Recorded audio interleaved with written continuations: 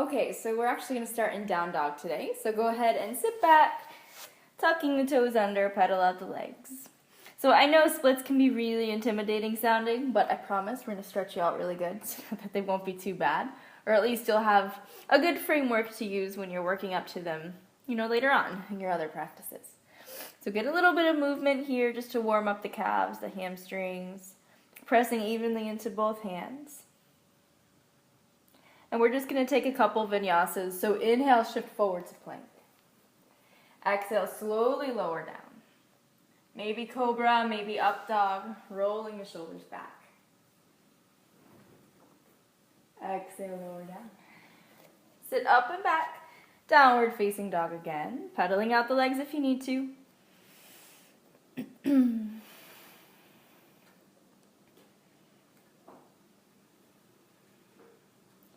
And then again, find that stillness. Inhale, shift the weight forward. Exhale, lower down. Maybe cobra, maybe up dog. And exhale, take it back. Downward facing. So I'm going to start you on the left side. So when you're ready, go ahead and pull the left foot up to the hands. Take the right knee down and keep the right hand down as well. We're just going to let that right hip sink forward. So, of course, one of the most important places to open up for preparation of splits is to get into the hamstrings a bit. So, if you want a little bit more stretch, you can open the left toes to the side and really let both hips sink down evenly. That way you get the hips as well. So take a few breaths here. Make sure that the chest stays lifted. Don't let it cave down. Find one spot to focus on and just take a couple more breaths.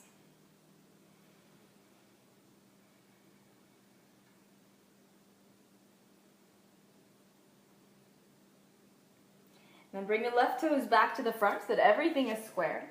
You can take the left hand down, sit back on the right side, and find downward facing dog again, pedaling out the legs. We're going to come through on the right side.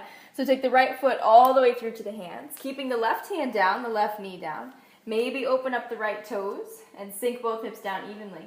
Keep the chest lifted, continue to breathe. So let that whole pelvis just sink down towards the mat. So you want to feel it in the hip and in the hamstring. And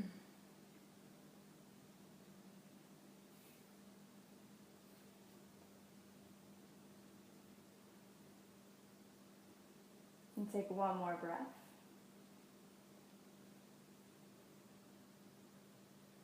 Turn the right toes back to the front. Square the foot. Tuck the left toes under, sit up and back. Downward facing dog. Take a couple breaths here. So we're going to add on to that. I'm going to have you step the left foot forward again. So take it all the way up to the hands. Take the right knee down and make sure you have a lot of space between both feet. So the left foot is way ahead, right leg is back. Both hands are going to frame that left foot. Tuck the right toes under and start to slide the hips back, flexing the left toes towards you. So you want to be drawing the left hip behind you and the right hip forward. So the back stays flat and you're just kind of folding over that left leg. You're looking for a stretch in the back of the hamstring and the calf. So the meaty parts of the leg. Take a few breaths here, breathe through it. I know this one's an intense one.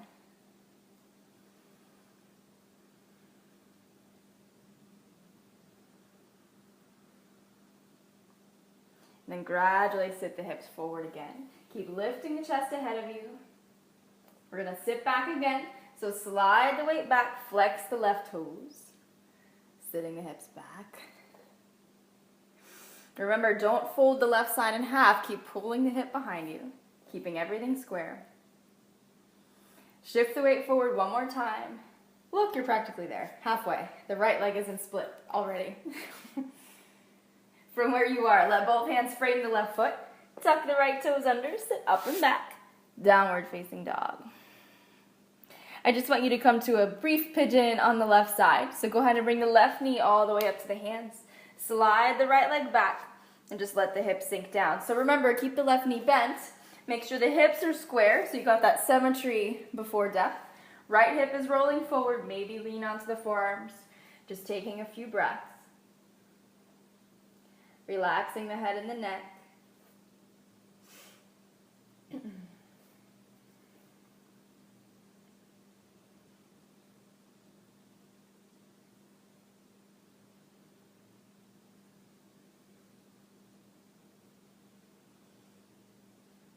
And just take 2 more inhales where you are.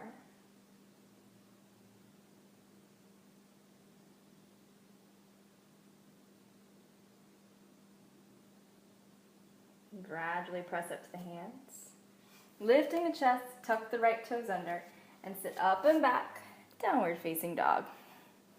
Pedal out the feet. We got to come through the same way on the right, so take another inhale. Exhale fully. And then we'll take the right foot forward. Left knee stays down. Keep the hands framing the foot, lift the chest forward. Relax that left leg, and then flex the right toes, start to sit the hips back. Remember, don't let the right hip pull forward. Keep hugging it back so that the pelvis is level and even. Flex the right toes towards you. Keep reaching the sternum forward. So don't worry about folding all the way down over the leg. You're just looking for that stretch. And take 2 more breaths here.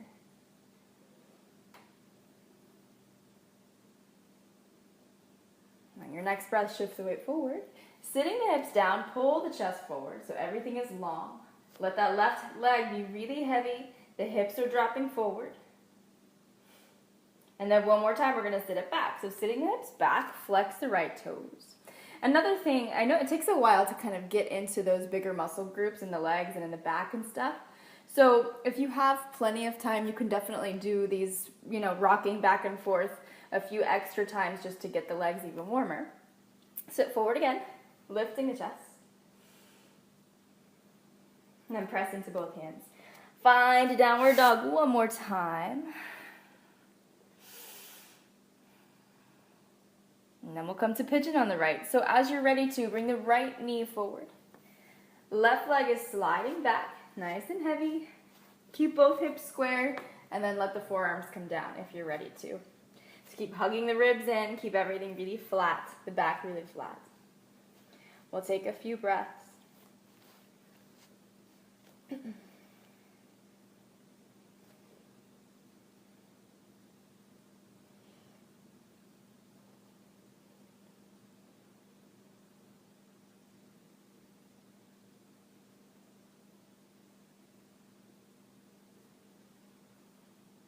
Take one more full breath in.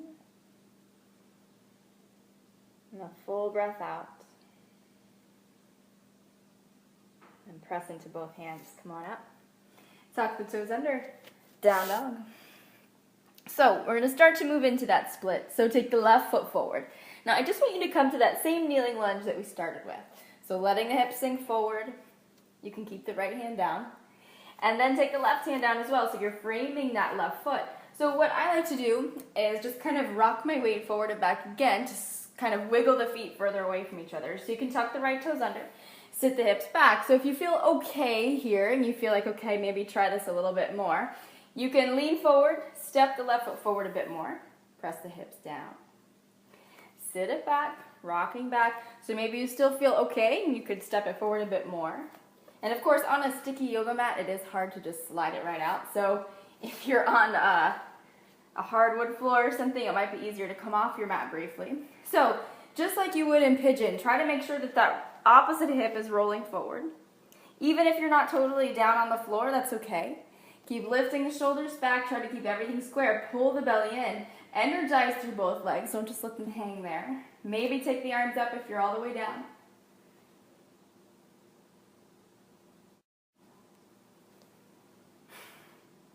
Maybe take one more breath. Then press into the hands. To come out, you're just going to wiggle the front foot back to where it came from. Find that lunge again. Take a couple breaths.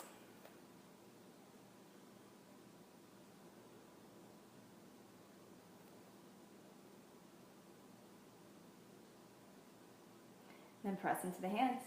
Step back to down dog. And of course, we're going to come through and do the same thing to the right. So take the right foot forward. Same thing, you're just starting in that kneeling lunge. So you don't have to slide all the way out to split or even get close. You can continue rocking forward and back here just to keep getting the legs warm.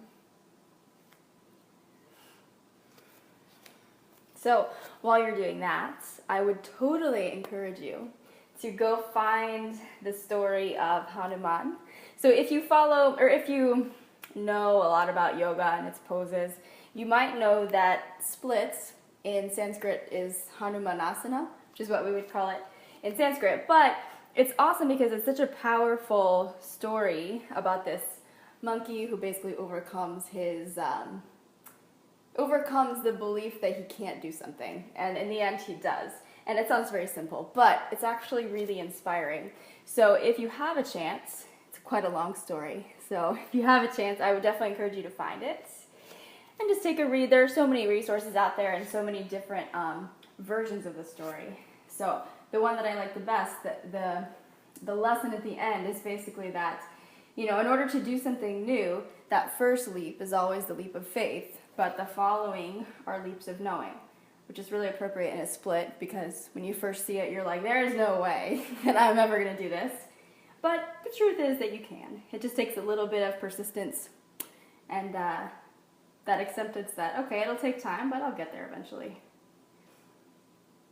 So maybe you're not all the way down, or one side may be tighter than another, which is totally normal. And to come out, you want to come out the same way. So kind of pressing into the hands for support. You can wiggle that front foot back and see if you can find that kneeling lunge again.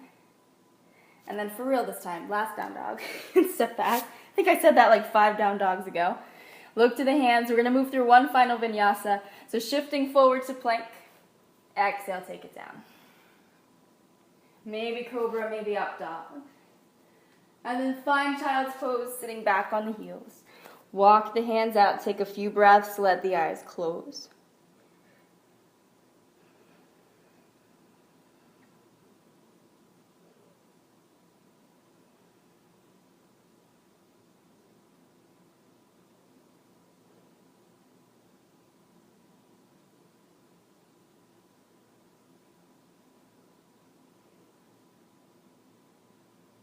And gradually shift your weight into your hands. Find a comfortable seat at the top of your mat. Cross the legs if that's comfortable. Let the shoulders roll back, let the eyes close. Sitting up tall, just take a couple breaths here.